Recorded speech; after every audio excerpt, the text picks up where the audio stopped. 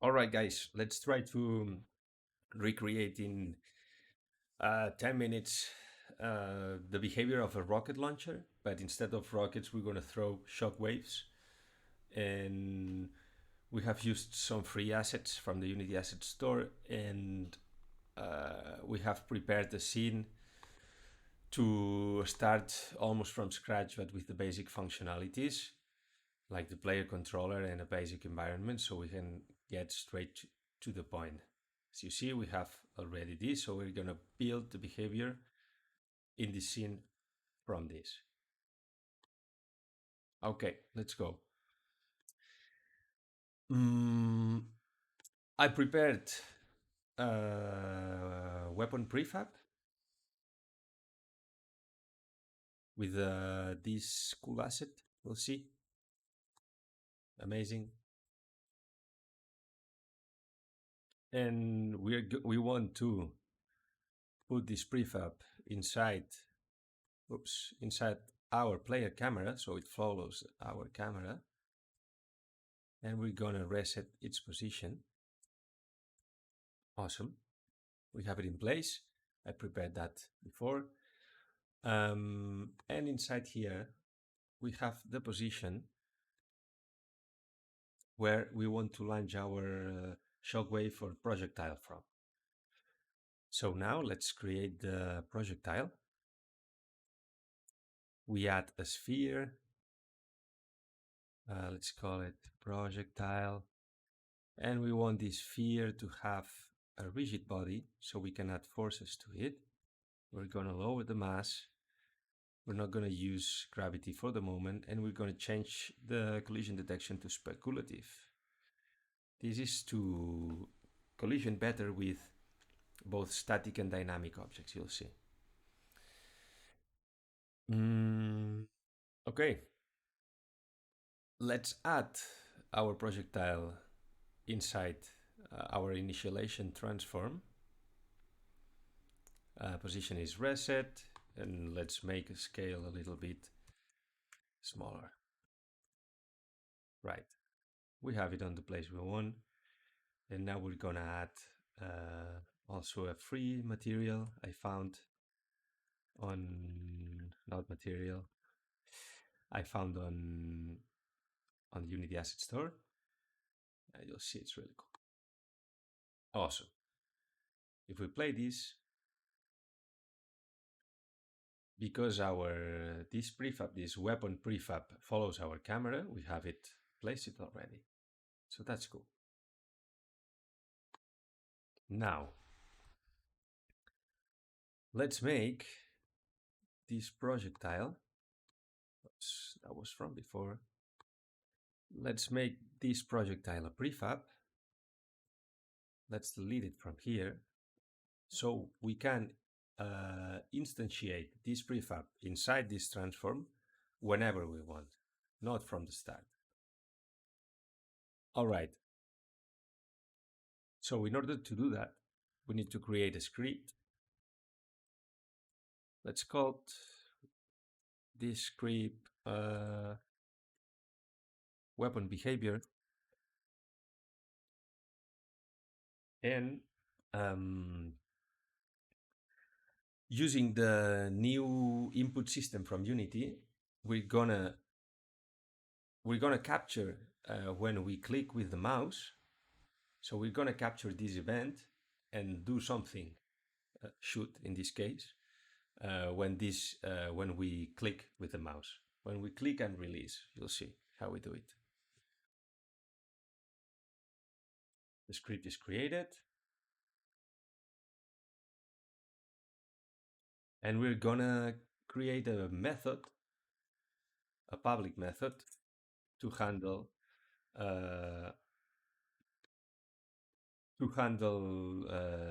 the mouse event. Let's call it handle fire action. And this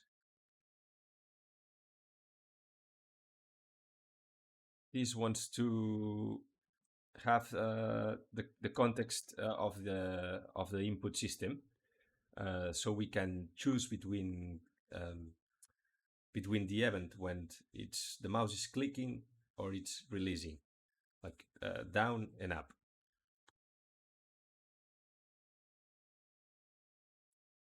Okay.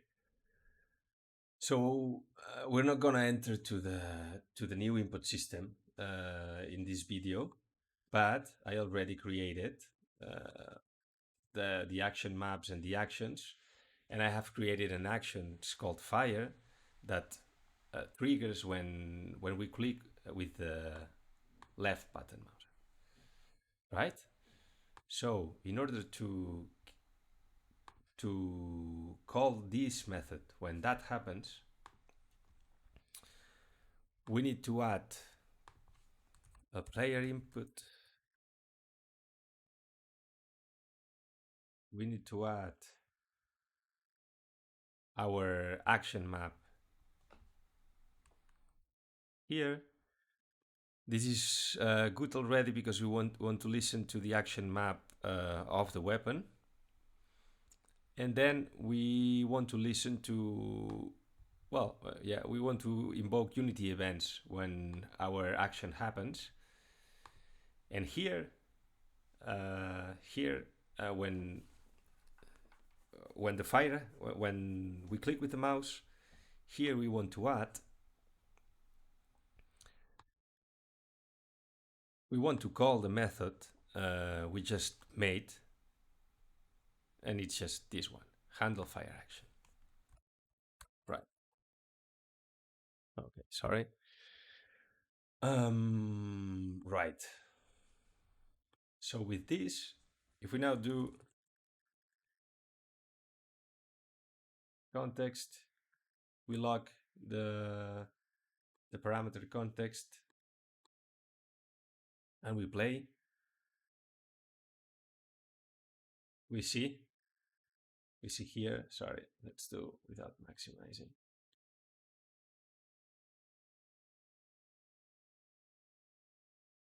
You see, right?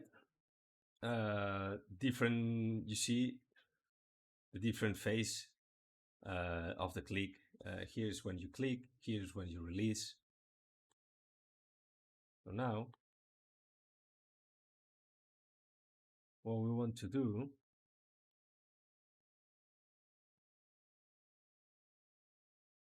is to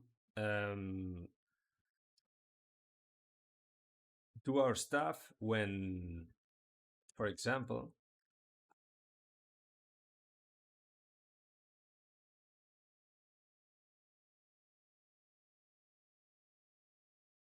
when context is performed, if context cancel. Okay, so this is this happens when we click the mouse, and this happens when we release. Release. Let's try that and see if we are right.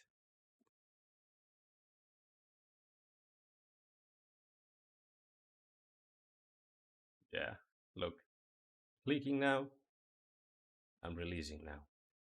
Awesome. So now, what do you think we want to do with that? We want to add our projectile prefab. We want to instantiate it when we click, and we want to release it. We want to launch it when we release our mouse. So for that,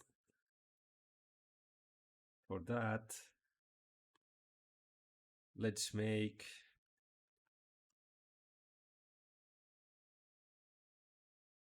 let's make a serialized field. Game object. Let's call this projectile prefab. Right. Let's go to Unity. And here we can add our projectile.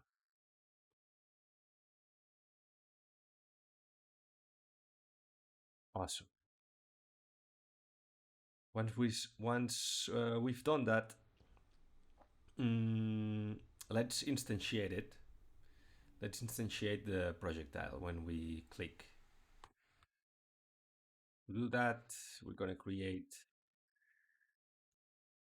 a temporal local variable called projectile, for example, and we're going to instantiate our projectile prefab. Where we want to instantiate it, right? We want to instantiate it in the place we have created before. You'll see it's a transform called, you can call it projectile init transform. Make it so.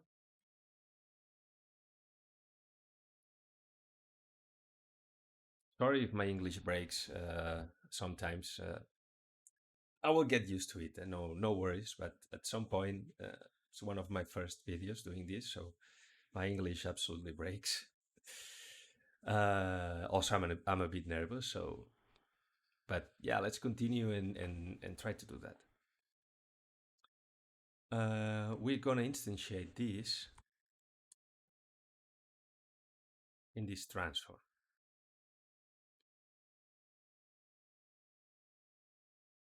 So, if you remember, this is the transform from where we want the projectile to launch. So this is the transform we add here. Awesome. So let's try. Let's try to what happens if we play this. Oh yeah, right. So you see here we have our projectile prefab instantiated. The problem is if now we click, we keep clicking, it happens this because our projectile prefab that is here, it has the collider activated, and we don't want the collider activated in the beginning because we don't want the projectile to collide with anything before it's released. And that also happens because we don't want to really to instantiate different projectiles just when the other projectile is not released. We don't want that. So what we can do with that is to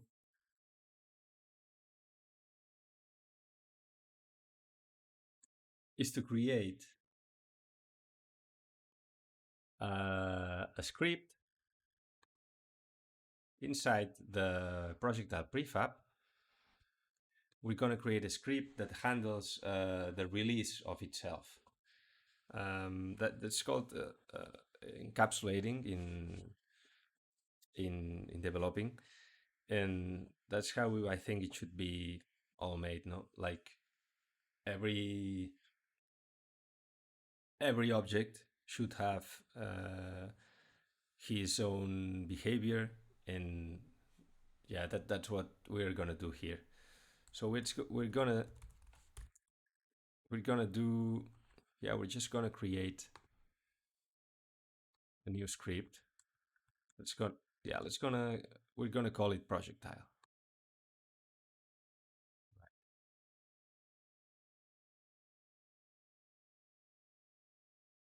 This projectile behavior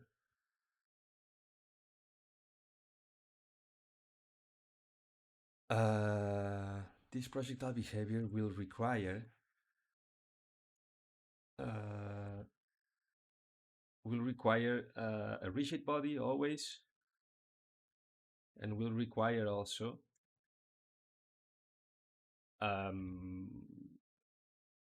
will require a collider. So this I do this because if we add this script to some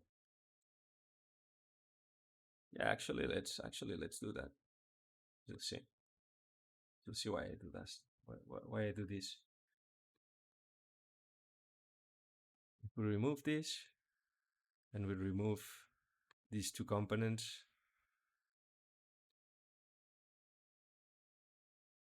that I had before, and now I want to add the script that I just made. Exactly. We can add it. We cannot add it because it doesn't have these two components, and this is very useful in order to prevent future bugs like null bugs and uh, all this stuff. So uh, let's go back and just leave it the way it was. And now here we're gonna get these components.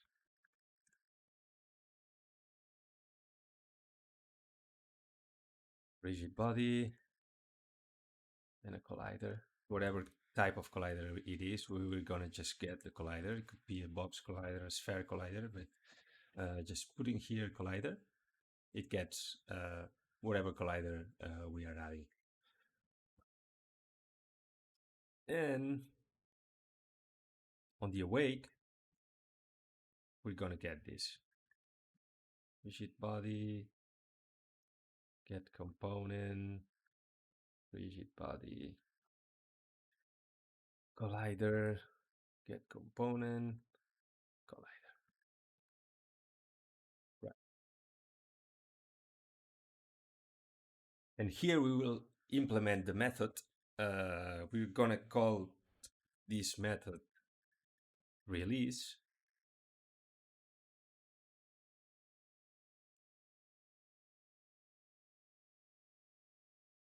And we need two parameters here. We need the aim transform, where we will aim, and um, we need a float. We're gonna call this extra force multiplier. You'll see why after, okay? And on the release, when we release our mouse, we want the rigid to add force to the rigid body.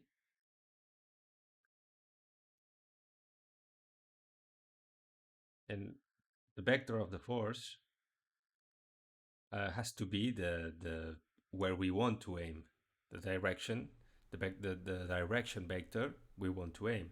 In this case, the parameter aim transform we are getting and the vector forward. And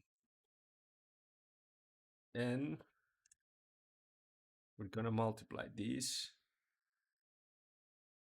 Well, we'll see what happens with this first.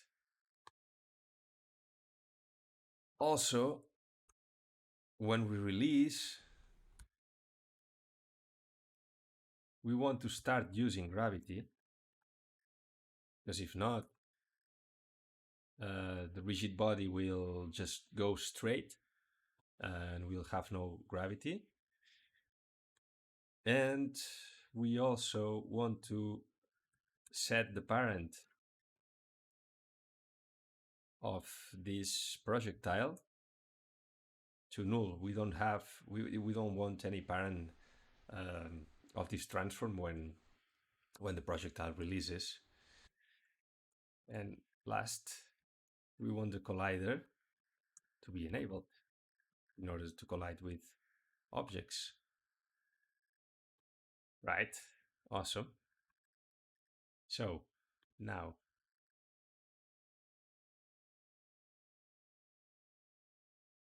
this is all good, but we need to go first to weapon behavior, and we need to get here we have the projectile, but the projectile In this case, in this variable, it's a game object. So we need to get the the projectile behavior, not just the game object, in order to then call release. So to do that,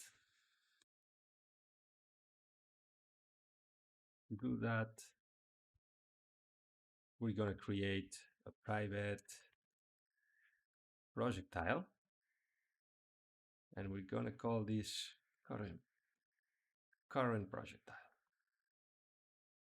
Awesome. And then here we're gonna get the component projectile of our game object just instantiated. Awesome.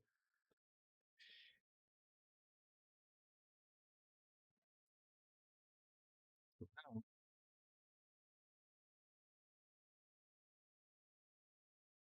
if I got this here, what we need to do is to release, to call the method release. We need to pass the transform, the aim transform first. Okay.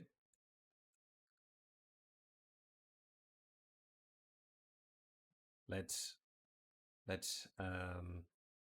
attach first the aim transform.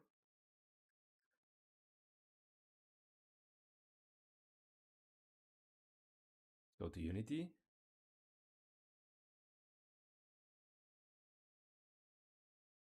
And the aim transform, as you can see, look, it's just on the center of the main camera. I did this before. Sorry, I cannot do everything in the minutes I have. I think I already passed these minutes, but anyway, we're gonna do it. And it's just in the center because when we shoot, we don't want to launch. We want to launch from here, right?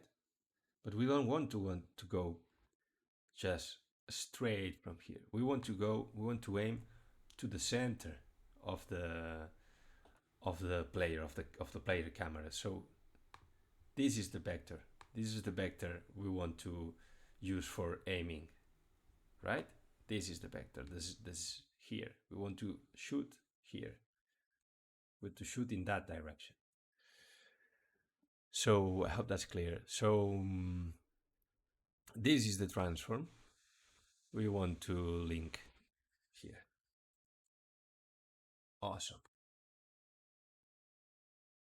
So now that we have linked it, we can do, let me see the minutes. Okay, and 23 minutes. Oh my God. Well, let's go. We're gonna release, and we're gonna pass aim transform, and we're gonna not gonna do that yet. Right.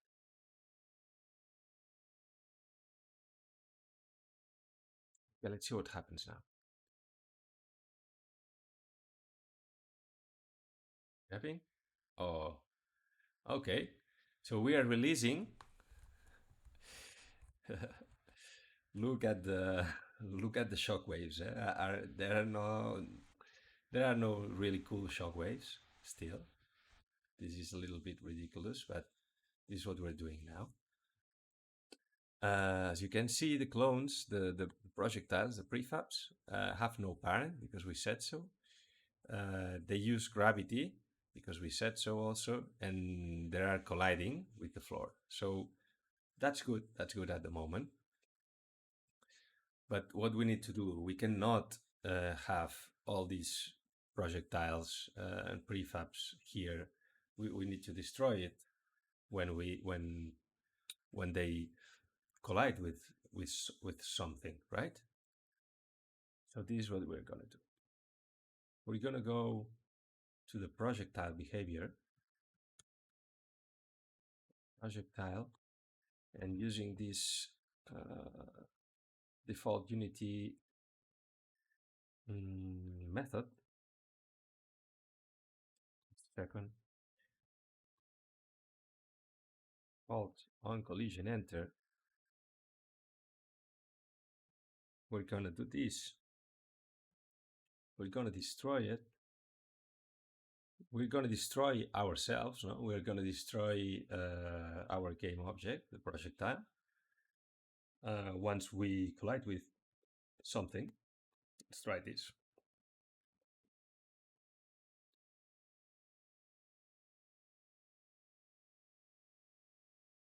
Bam. Working, you see? We're creating. We have it. See, check on the hierarchy. The projectile clone is inside the transform, but when we release, it's gonna be the parent. It's gonna be null. The projectile won't have any parent, and then it's destroying when it collides with the floor. So that's great. That's what we wanted to do. Awesome. Now,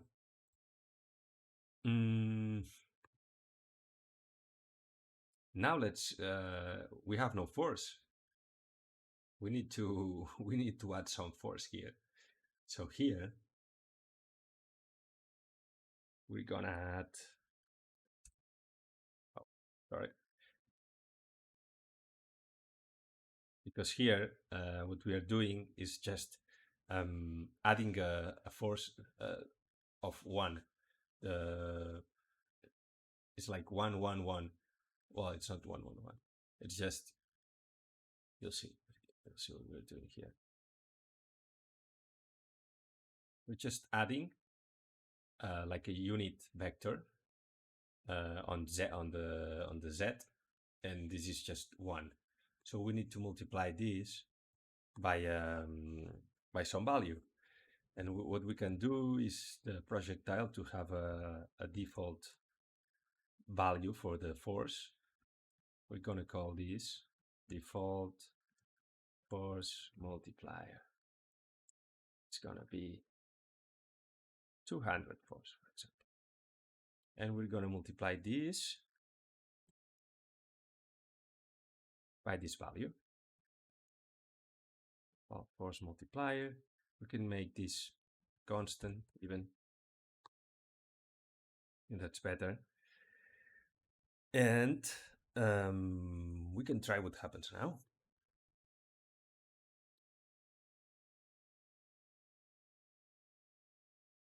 Okay. Okay. Right. Nice. That's better. That's much better. And if you see when it collides with the wall, it destroys. So that's great. Also with the floor. Awesome. Yeah, that's awesome. Okay. Right. So we have this is, let's say, the basic functionality, but let's go a little bit further. I'm aware I'm just past the minutes, but let's go a little bit further because I think this is cool. So what we want to do is to charge. It's to charge this projectile, this shockwave, when we are pressing, charge for some time, and then releasing. And also, if we charge more, the force is stronger when we release. So let's do that. Let's try to make it simple, okay? Let's go to this. We are gonna handling this through our weapon behavior, because I think the weapon behavior is what it should be handling that, right? So let's handle this through here. We're gonna need we are gonna need a max scale, like a maximum scale we can scale the projectile. We're gonna also need to know if we are charging or not charging. Also, we're gonna need a charge speed multiplier. Uh, I know already that it's this number because I tried before. But yeah, let's don't do that yet. Do the basic stuff before. Um, First, what we want to do is to. Oh, sorry. Oh, okay. Is to get the first the first scale, no, of the projectile when we instantiate it. Transform local scale.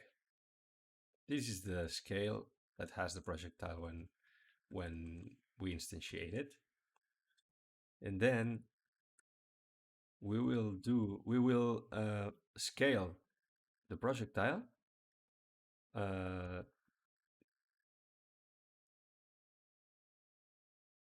2 times. So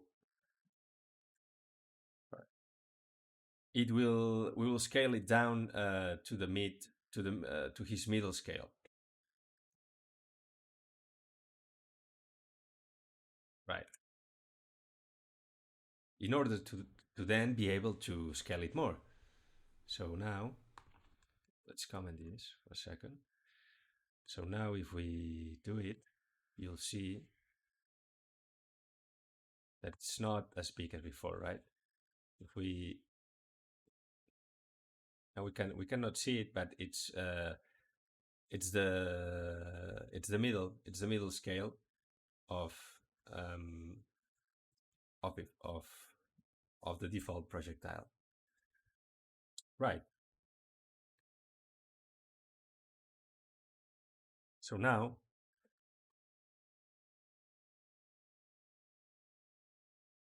we we will also need to know that we are charging, so charging is true.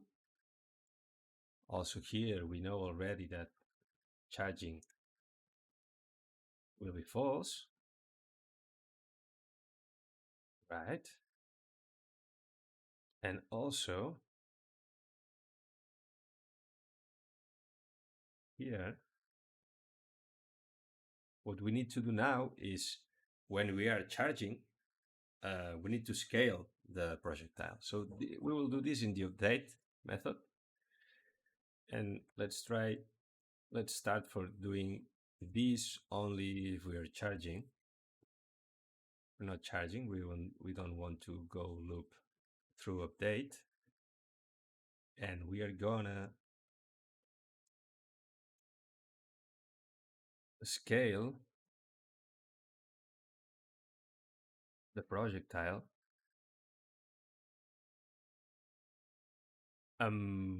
We were gonna scale it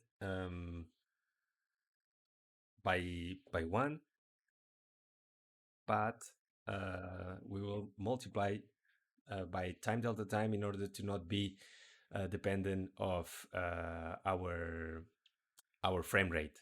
Okay, that's really important. And then look what happens if we do that.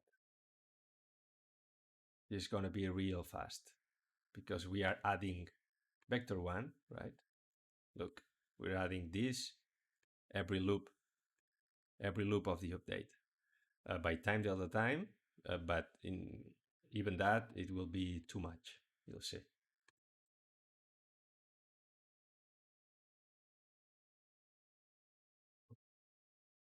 Right.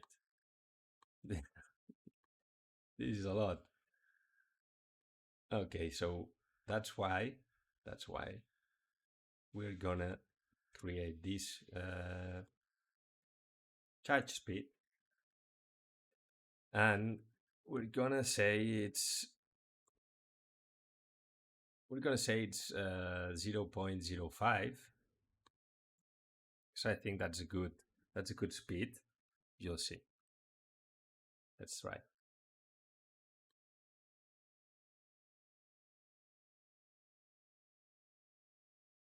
Yeah. That's a better speed. Right. That's a better speed. Okay. Awesome. Awesome. But now what we want to do is to stop also at some point. We cannot be scaling and uh, forever and then releasing. No, we have to stop at some point. So what we're gonna do is just to check if the local scale dot yeah x is good because we're scaling x, y, and z equally, so x is good. And we're gonna check that if it's greater or equal than our max scale, that remember our max scale is we're getting it here just at the beginning when we instantiate the projectile. So if the current local scale is greater than our max scale, we're gonna say the charging is false. And this should stop from going through the loop, through the scale loop. Let's see. Right. Great. It's awesome. That's awesome. It stops at its default scale, and then we can release. That's awesome.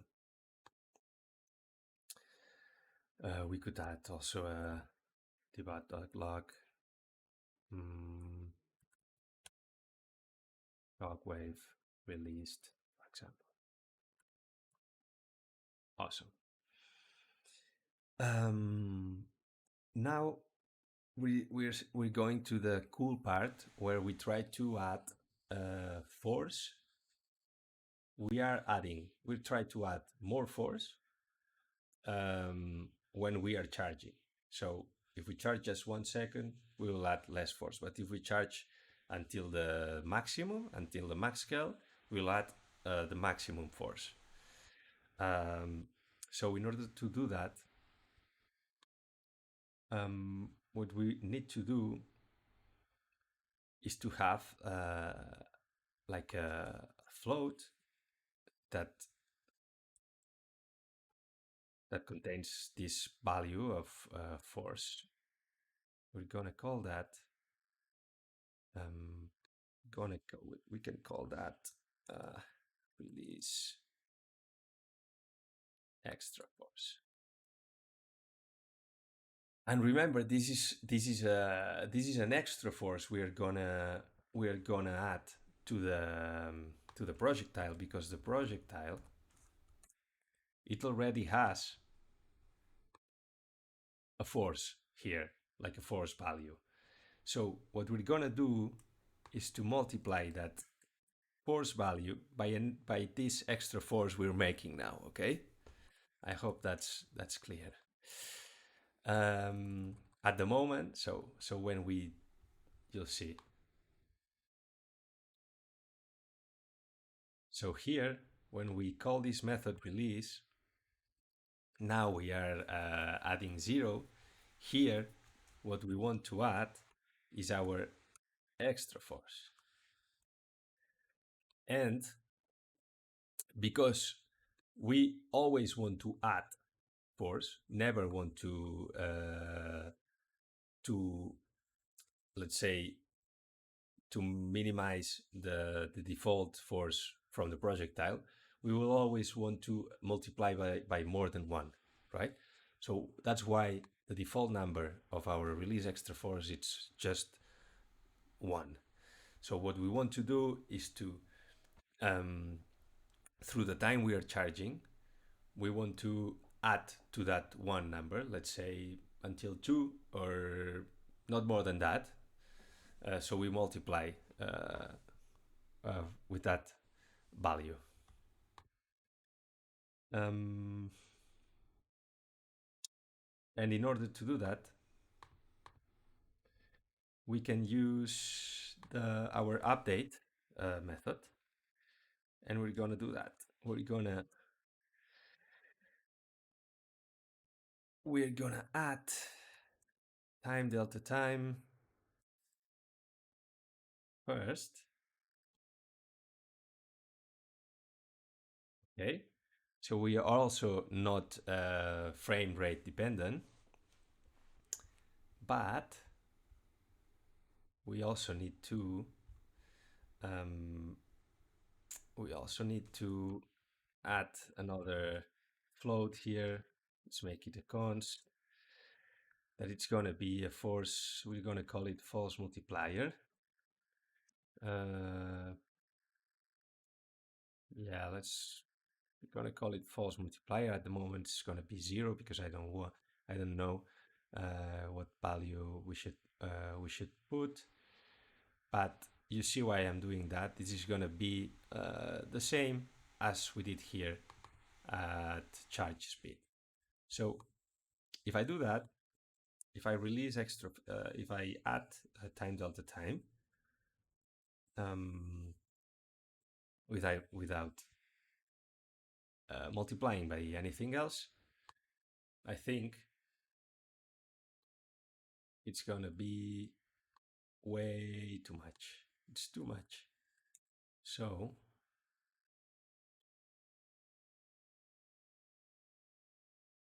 we're gonna multiply by force multiplier, and I think 0.5 it will be okay. Because if we can see this, we can debug.log, release extra force. That's the force we are gonna add to the projectile. We're gonna see now the value, and if it's about between 1 and 2, that's fine. Nice. You see? But now what happens? If we keep pressing, the force doesn't go back to 1. We need to reset the force, and we will just reset the force when we click. When we click, we will reset the force. Release it. That's enough. We'll reset back to 1. And now, if we go here and we click and release, we see the force goes straight to 1.775. But now, yeah, it goes back to 1 when we release and click again.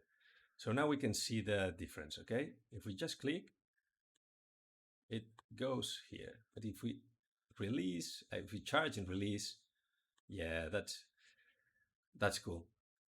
That's cool. It has a little bit more force. Awesome. I think that's perfect for now.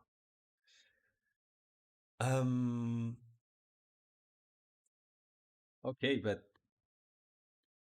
let's continue. Let's continue. What happens? We don't have sounds. We don't have uh, we don't have explosion. We I think we need an explosion when we hit the wall or the floor. Let's go to do that. Let's start with that. Yeah, we definitely need an explosion. So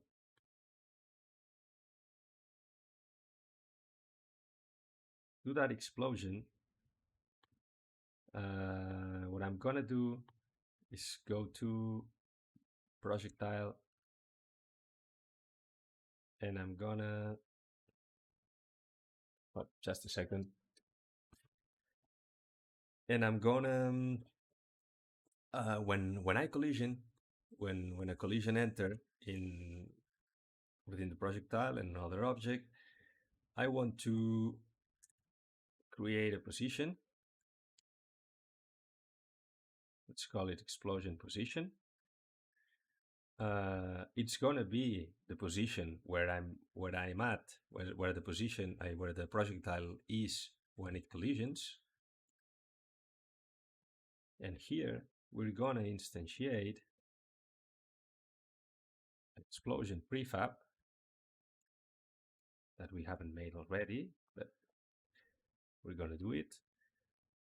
Uh, we're gonna instantiate it in this position we just created, and the rotation it will be a quaternion identity. Great. So now let's comment that because I need to create an explosion prefab, and for that first I'm gonna prepare it. I'm gonna prepare the link after game object explosion prefab. Awesome. Okay, explosion prefab. That's what we want. So I do have prepared an explosion prefab because I think it's called plasma explosion. Yeah, right.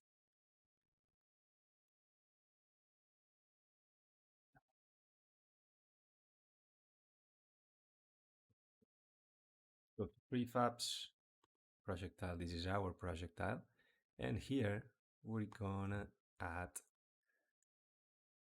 our plasma explosion. This is from the Unity Particles uh, package in the Unity Asset Store. It's free also. Awesome, awesome. Right. Let's see that explosion first.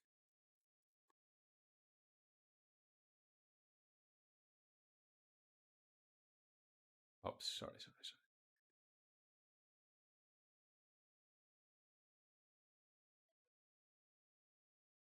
You see? Awesome, right? Okay, so let's try and play this.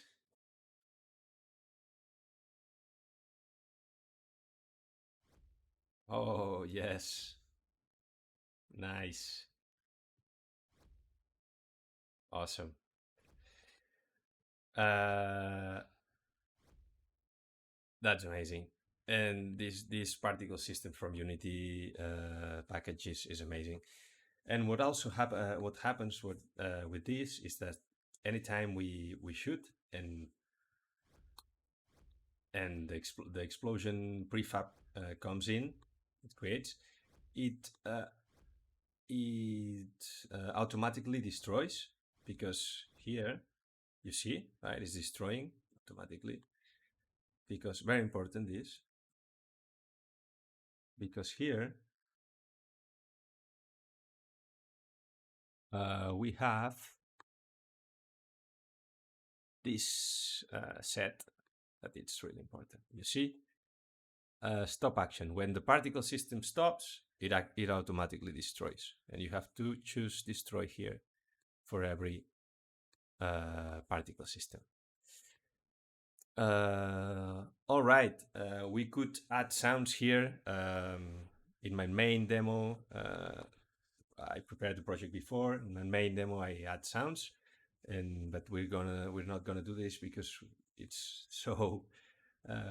We we made this video too much longer, but we can see. We can check what it could be the result. Okay, let's see that.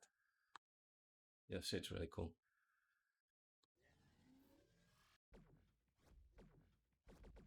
Oh, doesn't sound now.